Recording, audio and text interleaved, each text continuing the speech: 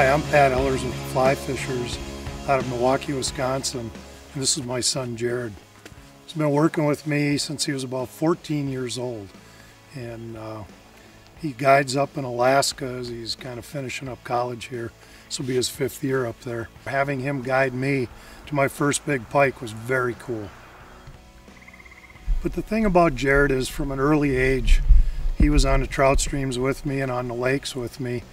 And it just was kind of in his genes that he was going to be an angler, and no matter what kind that meant, what species he was going to go after.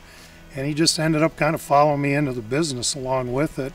And it's been fun because he wanted to be in it. It wasn't something where I forced him into it. Here in the Midwest and Wisconsin, Upper Michigan, Minnesota, I mean, I think we've got some of the finest smallmouth fishing in the world here. We've got some of the best muskie fishing in the world. And I think there's just a lot of misinformation out there. People think about bass fishing, whether it's smallmouth or largemouth, as big southern reservoirs and big bass boats and that.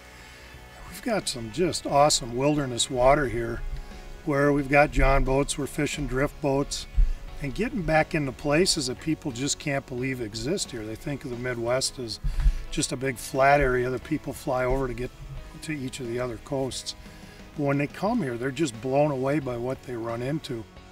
Get into these places and it's just cool to be in them and see the 80-foot granite walls that we're inside of, and you got a shot at a legitimate 5-6 pound bass in there, not to mention the pike. And you've always been kind of a toothy fish kind of guy, and we've got that stuff too. Yeah, it's a pretty spectacular geographic sort of thing. And then what also is, you know, you're looking up at these cool cliffs and everything that you wouldn't expect, and you know, below them there's, you know, 25-pound muskie sitting in some eddy waiting for a walleye to swim by, or you know, again, there's, you know, 20-inch 5-pound bass and stuff swimming around picking up crayfish and things in those, you know, same places. So it's definitely different.